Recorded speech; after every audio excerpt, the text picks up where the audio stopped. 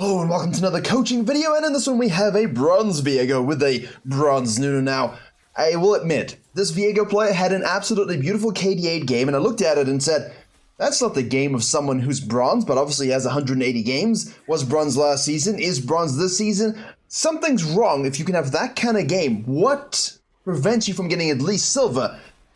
This game will answer those questions, and obviously the Nunu is something most of you probably want to know how to face, because let's face it, Nunu spam ganks. Nunu frustrates you. Nunu level 2's bottom lanes and mid laners and gets fed, and your lane will say jungle diff, and then you're offended, as you should be because it's stupid. But there's nothing much you can do about the Nunu, as we see this on the snowball here, but you don't know that in game. So in-game perspective here, we start the red, we go down to the Raptors. We have the Nunu potentially showing up for an early gank somewhere, but he doesn't show yet, so now you just keep that in your mind.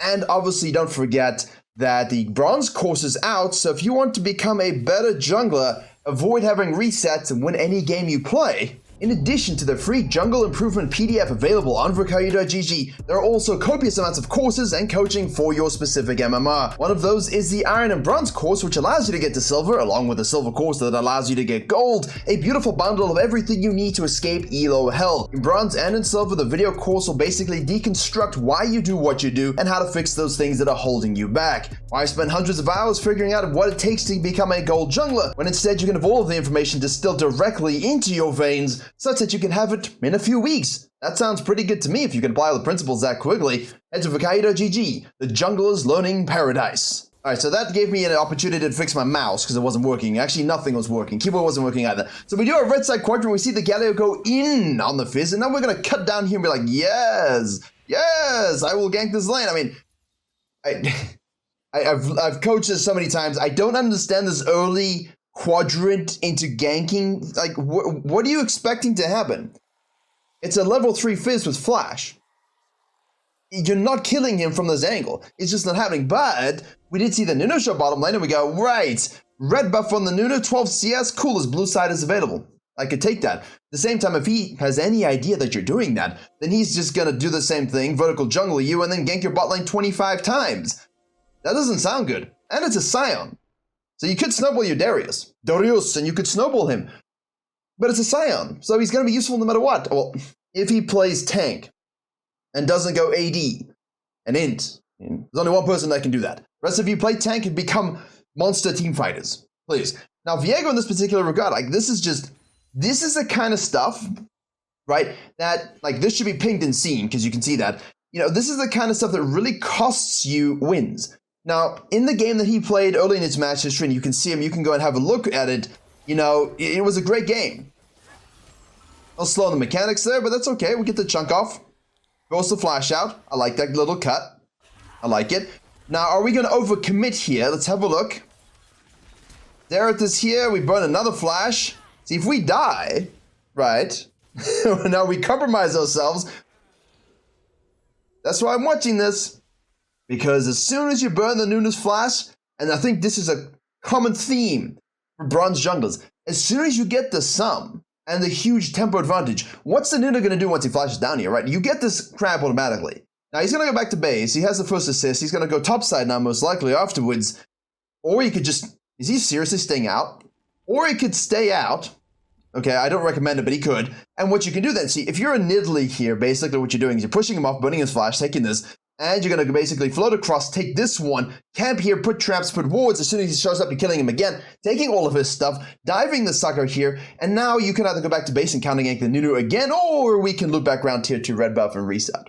You follow? Replay it if you don't. But that's a possibility, right? Like, it's one extrapolation. There's multiple extrapolations. There's always multiple extrapolations. But in-game, you burn the flash, that's a W. At the very least, I take this, I take this, I take this, I take this. I can now obviously cut in and maybe fight this still, right? Because most junglers in this elo will just go blue side. And so what you could do is push him off, burn the flash, say nice, boom, boom, boom, right? Keep the sequence. A blue first, romp wolves to have nice sequence up, and then you can cut through here with the prior you have, and most likely still take this. Maybe even fight this if Galio has prior and Darius has prior, and they can rotate. Now the Nunu's been double scuttled, and of course, as I said, these will be up again afterwards. Decisions, possibilities. It's wonderful, really. And as a jungler, if you overcommit on a good play and die and give laners buffs, like you gave Azereth red. Fortunately, it wasn't a blue, but not like he really needs it because of his passive, so he's going to get free mana anyway. It's just not good to give bottom lanes anything at all. So his great game, I looked at it, I was like, this is solid. Like if he literally did this every game, obviously the guy wouldn't be bronze, but he doesn't because he has consistency issues. So when you have a great game like that in your match history, like 17, 2-5, and 65% KP, and 6, 7, 8 CSPM, and you're feeling good about yourself. By the way, look at this. He did the Scuttle Crab last. You see what I'm saying? Like, he doesn't think about outside in rule to take this quickly and then fall back to his blue side so the Viego wastes his time. He just does his stuff. It's like, oh, Scuttle Crab. So Viego could have potentially looked to fight this. I mean, the timing would be a little off, but because you didn't kill him and he flashed and he kind of creates distance, now he's going to spend time going back to base. If you kill him, you know, even if you do kill him, it's actually a little bit quicker, ironically.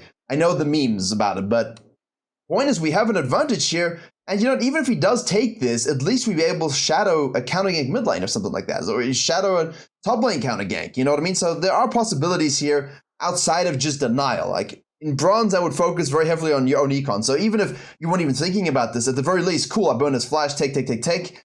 You know, maybe I can loop back and gank bottom lane when my bottom lane's ready. You know, just leave the Nunu alone. That's another possibility too, so.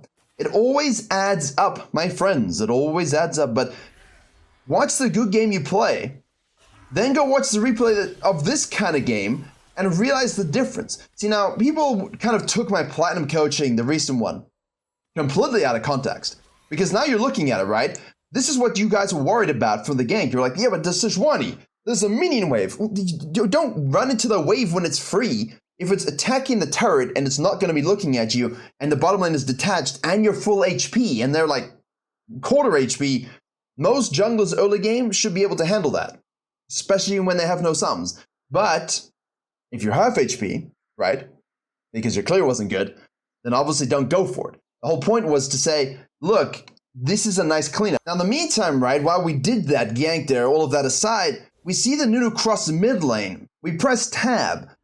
We know that he didn't go back to base, so we know he stayed out. And now we're going to move on down here, and we're going in with half HP, with our ADC going back to base, with our anti-half HP, trusting the Galio ult is enough to kill this. What if the Nunu's shadowing? What if the Nunu sees us? What if the Nunu's full HP coming down here?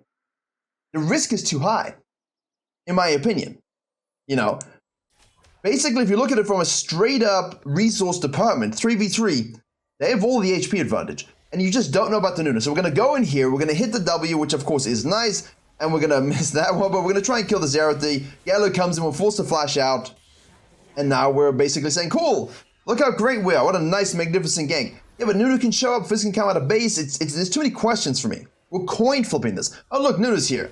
Yeah, the Viego does stick around, and now he's into a minion wave. Now he is taking all the minions, and of course, we'll get blown up. And Kaiser's like, you're doing what he's doing, junglers! And I understand. No. Well, restraint wasn't part of the game plan there. This is a kind of shit I just don't enjoy. I mean, the Galio's being a beast. Let's be honest with you. The Galio's just being an absolute savant right now. This is Faker Galio in bronze. You should be able to climb with this guy in your team right now. You should be able to win this game. I'm still not a fan of these kind of repeat ganks. Like, the first one already was like, okay, well, you know. And then the second repeat gank was definitely not so good. Now we're going back to the top side. 6.5 minutes, 7 minutes, we're level 4. This guy's 6, this guy's 6. Now we're going to feel desperate to clear and farm instead of being active on the map. And, by the by, we didn't go Krugs, which would have been better. Because now we're going inside out, potentially ganking this, but we're too late. Like, we're not going to be here in time for this. If you see this scenario, nice. If you see this scenario out of base, even at level 4, if they're both low, like super low, just go direct. Go directly there, get the cleanup, shove, and absorb some experience, just a little bit. And then, of course, you can touch down on your red side. Maybe you can cut back in here and shout at the Galio again. You could cut in and cut down and invade, or you can just carry on sequencing. A lot of possibilities. We can't talk about every possibility, but I do like to talk about possibilities because it's important to. It's important to understand that in any given moment, what were the best, say, 3 decisions I could have made? Which one resonates the most with how I see the game? Which one resonates the best with my champion and the current game state? and which one would I most likely be able to do in the future that I kind of understand and will try and use rather than what I did do, which was a repeat gank, die, do this, and go up. Now we're going to go counter jungling. Now I can't help but feel like this is a bit random. Like I know we see Nunu bottom side and things like this, but I don't really fully understand why we're not, like, just do it, you know? If it's up, he's most likely bottom side. This is indirect evidence, right? Even if you see nothing, if you absolutely see no jungler at all, since this bottom lane fiesta, you come on down here and you ward and you do this and you see it all up, then, oh, he's here, or, you know, most likely he's doing this. Maybe he's counter jungling me as well. There's a lot of possibilities. So we can afford to take everything. Do the Grump here. Now, you need a minion or two for 6. If you want to gank this lane, but get 6 for it. Get 6 forward first, and it was so close. You can do the Grump. We have this vision protection right now. Do this, hippity hoppity, kill him or try and kill him as best you can. Nunu's gonna snack this most likely, or gank this or whatever, and then you can take the Herald, which is great. That'd be a really good play. So what it looks like is that he's quite aggressive early, and if he gets away with it, he gets away with it, snowballs and wins. And if he doesn't, yeah. Also worth noting, we got 6. So also worth noting, in the match history, some good wins. And you would have noticed at this particular point the PTA. And you're like, you haven't mentioned the runes in the builds. Well, it's pretty easy. Okay, so we did lose the dragon. He shows up here. He's level 6. By extension, I would assume that the Viego's on the Herald from the Nunu, but of course it's a bronze thing. Zareth kills a misfortune again. Darius is not pushing in this. We're pushing off the Nunu. The Galio is rotating with his ultimate again. So, hey, you know what? I like the intent. You know what I mean? It's not often you see bronze junglers see this on vision and go for the denial. So I like this intent to recognize, hey, we have the 3v2 advantage, we have the roam advantage, we have the Galio, okay? We have the resets. Fizz is obviously the big coin flip here at this particular stage with the rotation. Unfortunately, we don't execute that well at all, and everybody dies. But it's fine. It's good. It's good, honestly. People are like, yeah, but they died. I don't care.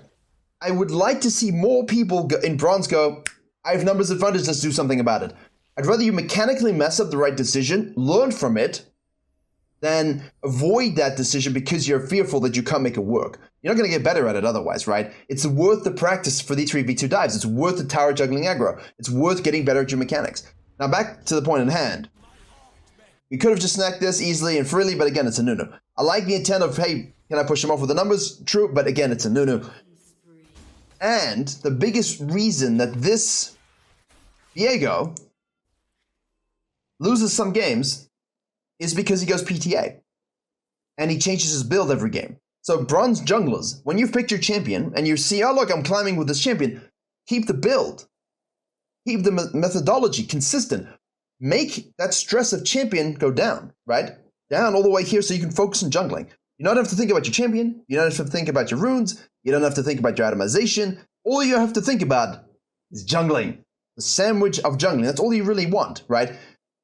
And now we have some defenders in the comments, in the chat. But PTA with the Shield Bow, Essence Reaver, Infinity Edge build? No. No. When you have like a 93% pick rate on Conqueror and a 6% pick rate on PTA, and the win rate is still better on Conqueror, that's all you need to know, really. That's literally all you need to know. Scientifically, you know, if you had the 6% pick rate on PTA and had like a 53% win rate, then you'd say, this warrants a lot more investigation. What if that win rate is sustainable with a high pick rate? What if that's translatable to other build variants? What if? We can experiment. But in this particular case, just go Conqueror, enjoy your life, better thing, scale up, use it on your AD stacked ultimate. I mean, they give you a bonus AD ratio buff on your ultimate, which is basically a pseudo execute. You don't want to stack the AD ratio with your Conqueror. It's like Rek'Sai. That's why we like Conqueror for Rek'Sai, right? That's exactly why we like it. That's obviously huge. Nice little gank here as we cut in, obviously. And, you know, I was looking at the Kai'Sa here. This is a problem, right? You see a super low HP Kai'Sa. I'm like, this is the thing we rotate to outside in roll, and then we fall back to farm. Don't farm and then be like, no, it's too late. I can't rotate. I mean, if you went initially, you could see, now this is better flow. Boom, boom. Hey, can I gank this as well? There he is super duper low. I'll save you, top laner. Nicely done. There we go. We'll take that. That's a good apple. That is a good apple.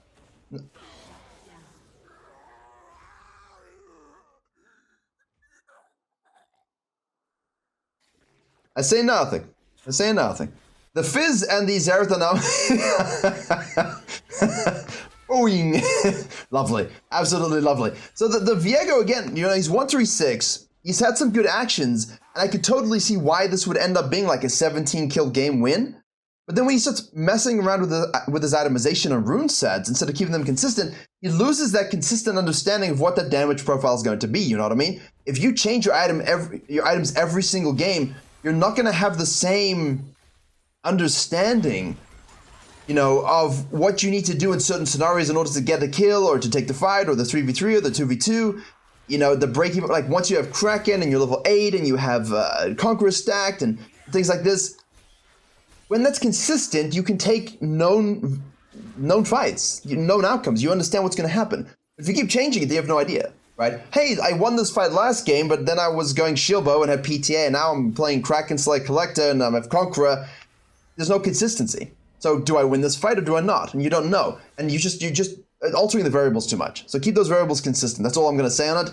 Although that's a lot to say on it. But this was a decent outing. Nothing we can do much about the Nunu and the translation gank to the bottom lane, which is why it's so damn important not to die to the bottom lane on that level 3. You know, the Kai'Sa is 416. She's going to pop off this game, I'm pretty sure. You can look at it. But it starts here. It starts here. And it cannot be undersold. The early game, the early phase rotations, keep it simple, keep your framework good, keep it replicable, and don't overcommit to ganks, you know? You don't want to do that. Fizz is not pushing this, we'll hold this wave. Of course we will hold this wave. Annie, Misfortune versus the Zerath. Dragon is available, but now Fizz now cuts. Does he go down? We're going to scan, we see the Fizz. Where's the Nunu? Is he going to collapse here? I mean, this is a brazen all-in by the I mean, you got to think about it. There's a dragon up. He already showed the tendency to snack that bad boy. And the Fizz just randomly walks on down. He has a Herald. Better not to face check. Losing all the objectives is not good, though. No. No. All starts early. Now the Galio is basically saying, well, what can I do? The problem is, if you invest so much time into ganking the bottom lane, as we did here, and then it ends up there 0-3-1 and 0-5-4, I feel you, it's unlucky. You know, it's unlucky if you invest that time and you have like 8 kills from it and they're just inting the lead you're giving them, that's fine. But you have 8 kills and you're fed, so you can carry the game. You can translate your lead to other lanes. That's always nice, especially in bronze. But if you're the reason that that lane is snowballing to some degree, like you burned sums, which is great, but you also died. So your bottom lane isn't able to beat them without the sums because they have the gold advantage.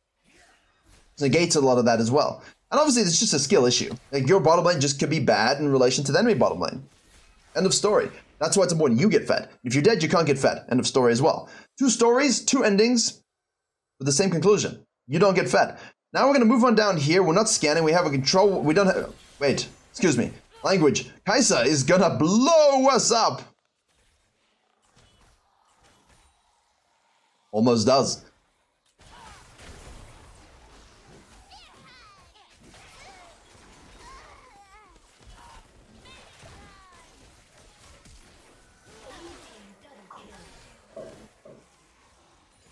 You're seeing the residual effect of this game on the Kai'Sa's fedness, but at the same time, why do we have a warding totem? Now, I know they've nerfed the scanner, but you can still buy warding totems. You can still buy control wards. In this elo, where Nunus and other players do random things all the time, the investment of vision is important. I know some people like, don't spend money on control wards and gold. You can use that on itemization. Yes, but if I'm playing everything else correctly and I have a control ward, then I know I can just straight up win these fights. Mechanically, we just miss our spells here. The Ice IQ does a lot of damage, and now we're going to try and get the Kai'Sa here, and we'll smite it to slow her. We're going to ult and miss that one. She's too fed. This is the problem when you try to camp bottom lane and it doesn't work out. Now the Fizz is rotating as well, which is taking terrible fights. There's no risk assessment. Hey, she's level 10, I'm level 8, or hey, she's level 11, I'm level 9, or 10, 9, whatever. She has a huge, like, she has 8,200 gold. We have 5,500. And you want to fight her? Just press tab and look at the itemization. You think, oh, it's the same. You hadn't spent for a while. And again, it's not the same, because she still has more in pocket than you do, and she's Kai'Sa, and she has the experience advantage. All adds up. So basically, what we're looking at is someone when he plays the early game there properly and gets a few kills, is obviously able to repeat gank and use his lead over and over again on the lanes and run away with it, as Viego does. But when he misplays it mechanically or makes a wrong risk assessment, the inverse happens and he just straight up feeds. And obviously he's going to be changing his build variant here too. If you're going to go Kraken Blade, go Kraken Blade. If you want to go Shield Bow Essence Reaver IE, you can do that. But remember, the Shield Bow in isolation has a worse win rate than the Kraken. At 3 items, it matches and slightly exceeds the win rate. So it's a 3 item spiking build, and it's way more expensive. So you have to factor that in as well when you're deciding which way to go. And of course, I will recommend Kraken Blade, keep it simple. Don't overthink it. We're 11 now. Sorry, we're 10 now. I was going to say we're 10 and Fizz is 11, but came out the wrong way. The Kaiser's now out of position. Yes, Annie, we will take those bananas. And we can shove this one and maybe hit a turret. See, here, this is huge. If your team is able to, like, I don't know, ace their team or whatever, then yeah, you can straight up push this as well. Like, no objectives. Your team does good things. You're behind. High push, right? Don't extend too far beyond vision line and then fall back to your blue side. That's great. You can full sequence as well and then loop. That's how you really get the experience back. In this case, obviously, we get the kill while we're there, and we have the Herald that's available, and we can kill top lane as well. So this is obviously good, but the Fizz is now rotating. The Nunu is going to show. We cannot coin flip objectives with the Nunu. I like the fact that we don't even begin to think about that. Our team doesn't follow that logic, though. Gallo goes the wrong direction now for assistance. We're going another direction. That's a dead Annie, most likely. There you go. Everybody hates Fizz. Misfortune's rotating. Darius doesn't see it. This is why it's so important to be so strong. There we go. If you are at 18 minutes, down 2 levels, versus a laner, or anyone in this elo, put it on yourself. I know that sounds harsh, because that's more of a smurfing perspective, but I think you have to. I think you have to look at it like, okay, look, I'm down 2 levels. Why? Why am I down a level to another bronze jungler? If I want silver, if I want gold. It shouldn't happen, right? You should easily outpath them. All this Nunu's done is just sequence a little bit and roll around here and there and get some objectives. What we've done is just repeat ganked lanes in a very unadvisable way, and not really played with a lot of agency. And obviously I think we can attribute a lot of that to PTA and not really understanding our runes and itemization, and we don't know our damage profile, so we're kind of just trying to experiment with those things. Lion's again out of position, and he is going the AD build, runs away. Obviously, Hextech Dragon is available, and now we have that numbers advantage, obviously.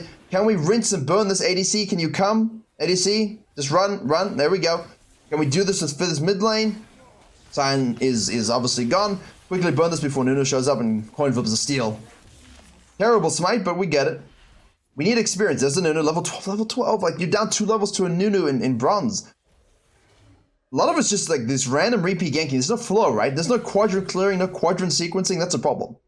Running around with this team, looking for high-risk PvP plays, instead of saying, listen, I'm in bronze, the best thing I can do is make sure my own econ is good. Because if your own econ is good, obviously we do that right there, that's nice. ETA does come in big there, it's fine. Nice zoning by the Galio, but he is full AP, so he is squish. He did save us, he died for our sins. Darius is top lane, misfortune splitting. There's too much of this running around.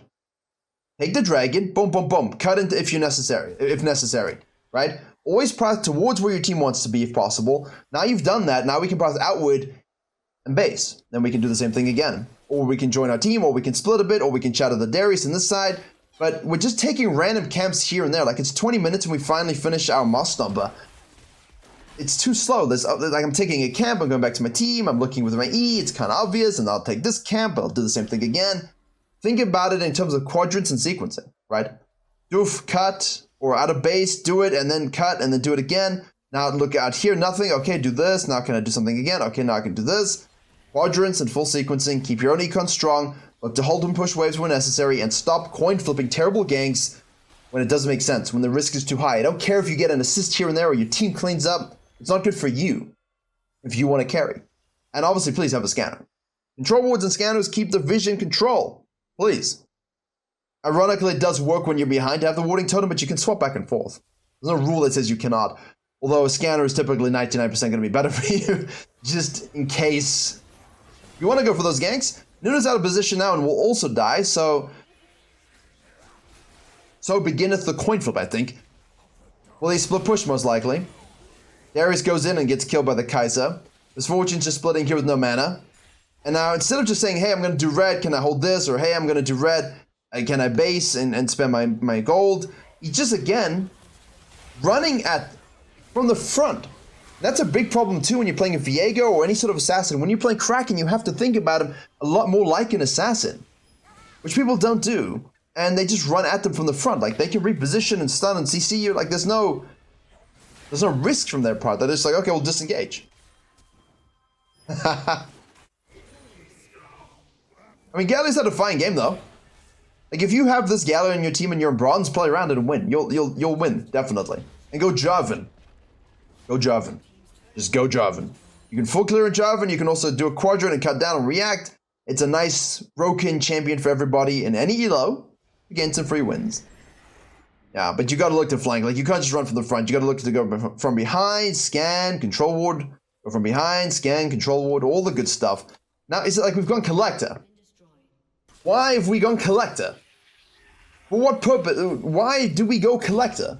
Because they gave us a small buff to crit ratios and we wanted to test it out. It makes no sense. Remember, unless your ratios are predominantly one particular thing that you should build, just because you've got a secondary, tertiary ratio doesn't mean you have to also try and build that thing. It means essentially what I'm saying is it means that your crit goes further, right? You don't have to build only crit or look at only crit itemization. If they increase the ratio in a small amount on your crit in your kit and you build a little bit of it, it just means the crit that you do build goes further. So that's great, right? So if you only build Kraken, and that's the only thing you build, crit-wise, it just means that the crit you have, the 20%, goes a little bit further because of the buff to your ratio. It doesn't mean you need to replace every item with crit itemization. You have better ratios and better kit synergy with other things. That being said, obviously, the shield bow, Essence Reaver IE tech is good. Made a gameplay channel video about it, explained all of the pros and cons, and when you'd want to do it, and why it is what it is, and Conqueror, etc. But this just makes absolutely no sense. It's terrible. Don't do it. Just go Blade. Just go Blade. Like, you can't stop building your regular fighter itemization. You don't need to coin flip some random item here. It's not going to help you. The Blade would have been way better. Collector Viego. Does anyone remember there was a period of time, I think it still kind of exists though. There's a specific period of time with the new itemization rework as Darius splits and then now will collapse. We do get the flash stun there. Oh, he flashes our R. And we're going to keep chasing as one does and get the Xerath pick up here, ditch the rest of our team. Now we're going to use that one. We should probably just have run away from the situation because we're immobile and, you know, they can probably kill us pretty quickly. So we need... I know what he's doing, but I'm like, we got something. That's great. Don't want to die, though. And again, the Viego's dead. Galio's dead. The Darius is dead. We have to give this up. Which means if you have to give it up, push, cut, take, hibbity-hobbity, take, maybe push a little bit, force a rotation, go back here, go back to base, or go back to base beforehand if you can. Now you can obviously contest this. Give up the dragon, give up something. Just take as much as you can. Take as absolutely much as you can in these situations. Don't coin flip. I don't care if we win the fight. I don't care that Galio's up. I don't care about any of it. It's a PvP nonsensical fight. I know they're going into a chokehold. Then again, unless you're building Divine Sundra Viego, I think we can all agree that there was no way in hell a Viego with Kraken size running face first into a Nunu-based comp than the Scion and living. Terrible. Again, hey, they're going to take this. We don't have numbers right now. Thank you. Thank you. Thank you. Push this out. Push this out. They're going to go back to... Someone's going to go back to base for you. Move back in. Take this. Maybe cut through here. Back to base. Spend your cash monies. Assess what's next. But you're stronger now from that. That's it. That's it. It's not more difficult than that. Anyway... I don't think we have too much more to talk about in this particular game. The Nunu has decided to split, and now we'll run away! Eventually, Darius will catch you. Tell me, do you bleed? As he says to the Nunu. Problem is, everyone goes to the bottom side. I like the pings here, like from the red team saying, hey, maybe they're doing this. And they very easily could. They very easily could, but in bronze, they're not going to make that call. But I like that someone is thinking about it. I think I do enjoy that. Everyone's decided to react to the Darius as we see. The red team doesn't know that though. They're like, oh, they're on Baron with Kai'Sa. See Kai'Sa bottom lane. Darius is not going to go in here.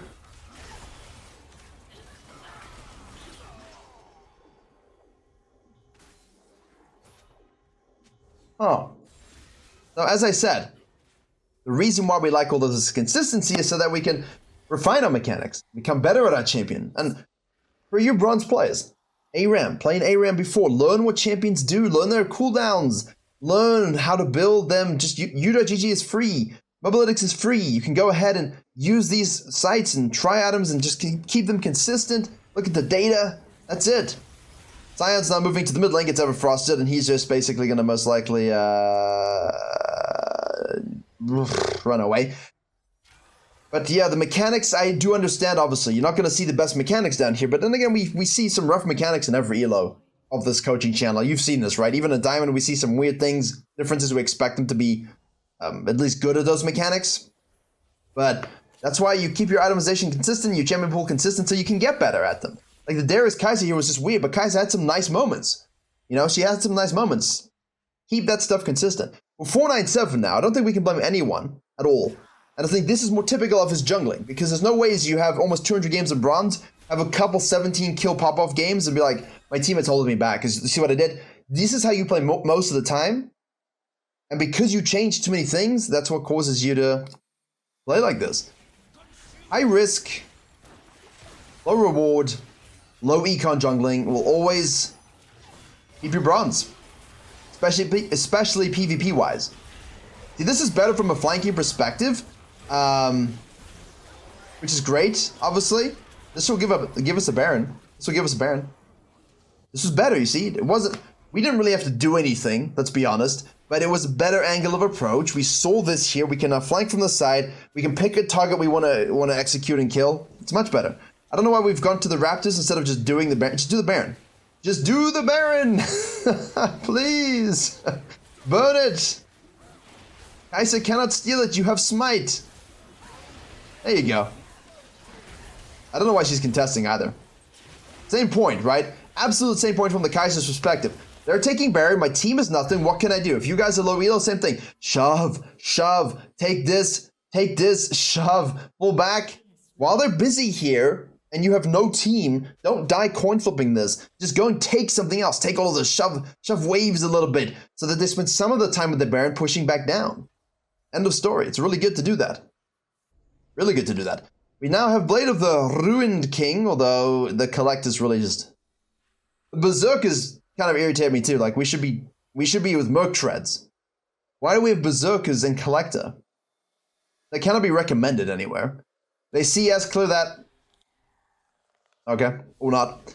At least we get a tower with our Baron, so let's see what happens here. The next dragon coming up is the Soul Point. So essentially what you want to do in these particular situations is either make a pick and translate the fight with a W, but the most important thing you want to do is make sure that waves are pushed up nicely, so that with Baron you can kind of create a good shove for a vision line, and then they're not going to be able to rush in and contest and steal without you seeing them. And when you see them, you can do something about it, right? If you can't do something about it, because the waves are all pushed up here and you have no idea where they're coming from and you just coin flip and die, then you lose. So that's the kind of stuff we want to try and do. The Darius goes in on the Xerath here. And now does everyone just run to them, from the front? Like Sion is here. I mean, that's a great ult by the Sion. Straight into the Nunu. I mean, ooh. They deserve to lose, man. Every single one of the red team deserves to lose for that one. Every single one of the red team deserves to lose for that one. They walk into a chokehold with too many question marks, with a wave pushing this direction, with no vision line on a Soul Point Dragon, instead of leveraging their Baron to push out waves and siege, delay this a little bit, because now we can maybe make a pick with this Baron pressure, control this jungle, and fall back. It's not difficult because it doesn't require mechanics, it doesn't require champion knowledge, it doesn't require itemization, correct itemization. All it requires is that you understand logic. That's it. Now from this, they basically take 2 inhibs. I can see this. Do they take 3 inhibs? They take 3 inhibs from this. Everyone's respawned and died again. That is a back-breaking, Bane-breaking move right there from the blue team. Except, imagine instead of Bane doing the back-breaking move on Batman, said, Bane, you cannot defeat me. And then he did it to himself. In front of Bane. And Bane was like, alright. Except maybe it was a Bane from the Harley Quinn show. He's a bit stupid, but it's kind of funny. Kind of funny, actually. Because he's such a serious character otherwise. I enjoy parody of oneself. But yeah.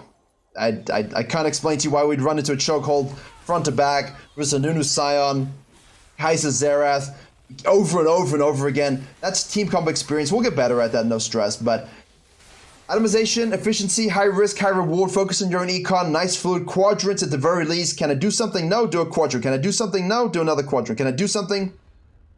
Yes, cool, I'll do it. Reset. Do I do top side or bot side? Well, Herald and quadrant? Okay. Do I do Herald before the quadrant? Nunu bot lane. Yes, I do the Herald first. Can I counter jungle because he's still there? Yes, cool. Can I gank this? No? Alright, then I'll fall back to my quadrant. Always look like that. Flow. Can I do something? Yes or no? Alright, I'll farm if no. Otherwise, I'll do the thing. Can I do something because the jungle's somewhere else? Yes? Cool. Then I'll fall back to farm afterwards. You've got to try and structure it this way. Because if you do one camp, look for fight, one camp, look for fight, one camp, look for fight, I should gank this lane, and then you just run out of lane. Obviously, you're not going to win. So, keep that all in mind. Hope you enjoyed and learned something. It was kind of fun, actually. Good discussion, more free-flowing discussion than necessarily always breaking down the game, but it's nice to mix things up every now and again. Courses linked below, and as always, I will see you all in the next tutorial.